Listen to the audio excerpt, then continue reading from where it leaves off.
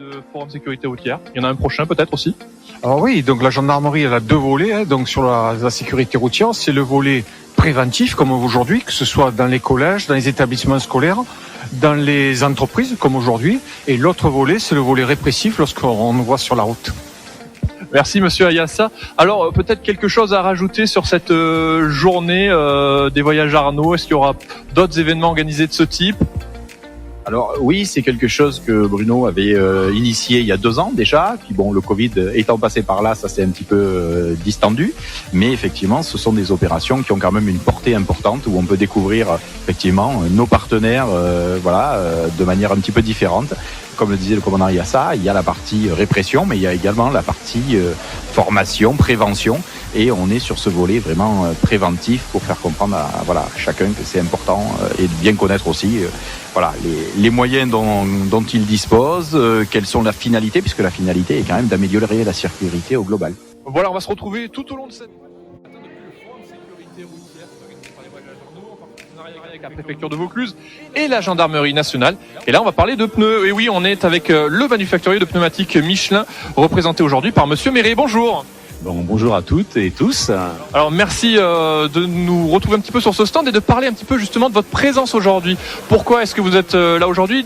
Et parlez-moi un petit peu aussi de la différence des pneus Michelin. Eh bien, nous sommes présents puisque nous sommes le fournisseur et partenaire du groupe sur la partie pneumatique depuis maintenant une bonne douzaine d'années en exclusivité. Et effectivement, on développe auprès du client la rentabilité, la sécurité liée aux pneumatiques. Voilà la raison de notre présence. Il nous a sollicité et c'est avec grand plaisir qu'on est là, bien évidemment. Alors qu'est-ce que vous allez expliquer aux conducteurs qui sont en train d'arriver, justement, ils ne sont pas encore passés sur votre atelier. Qu'est-ce que vous allez leur expliquer justement sur ces pneus et sur la sécurité notamment ?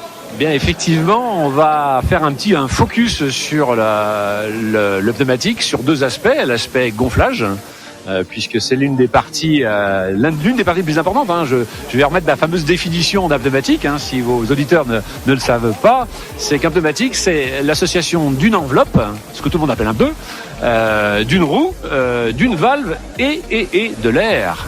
Et donc c'est bien cela qu'on va sensibiliser auprès des conducteurs, de mettre la bonne air dans les pneumatiques. Ça, c'est la première chose. La deuxième va consister à l'état d'usure et entre autres particulièrement des flancs, pour pouvoir effectivement préserver la qualité, la sécurité du pneumatique. Et on va les sensibiliser à faire très attention à cet objet qui est rond et noir et qui a une importance folle sur les véhicules. Alors justement, là on a l'exemple de 2 pneus. Il y en a un qui donc n'est pas rechappé et un qui a été rechappé. Et justement, expliquez-moi la différence pour le rechappage. Effectivement, c'est un des points forts du groupe Michelin qui l'a développé dès 1923, c'est-à-dire la possibilité de redonner plusieurs vies à la carcasse poids lourd Michelin.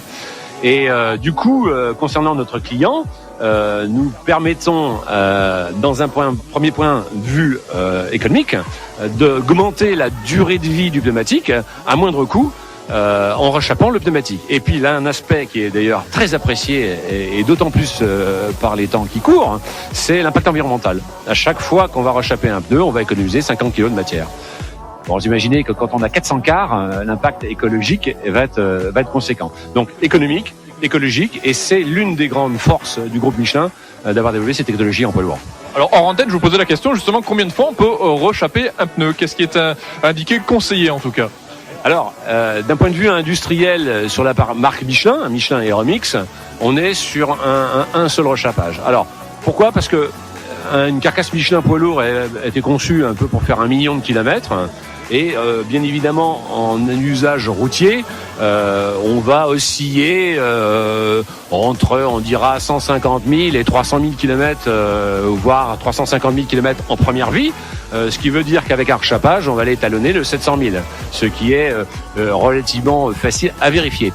Bien évidemment, dans des activités plus usantes, type chantier par exemple, eh bien là, avec la connaissance du client, et c'est toute la démarche que l'on a nous vis-à-vis du client final, le transporteur, ça va être de bien connaître son historique et de pouvoir faire du coup plusieurs rechappages. Et on peut aller jusqu'à 4 rechappages, 4 vies, on dira. 3 rechappages derrière, ça veut dire 4 vies du pneumatique, en utilisant l'une de nos usines et une marque qu'on appelle Laurent Retred, qui est basée en France, à Avallon, et qui nous permet effectivement de mettre plusieurs vies derrière.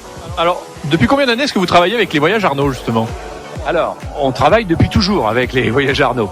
Là où effectivement le partenariat a pris un tournant plus exclusif, c'est à peu près une douzaine d'années, 12-13 ans.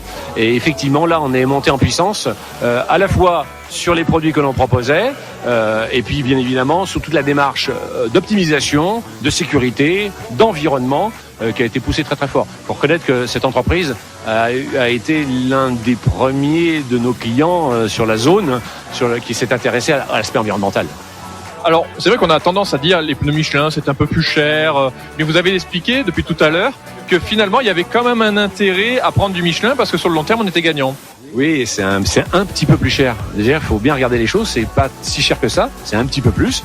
Et j'aime à dire que c'est pour nous une vraie motivation d'être un peu plus cher. Pourquoi ? Ça va nous obliger à les démontrer qu'en roulant avec ces produits, en investissant sur ce produit, on va rouler plus longtemps, on va rouler plus sûrement et plus écologiquement. C'est toute la démarche de démonstration.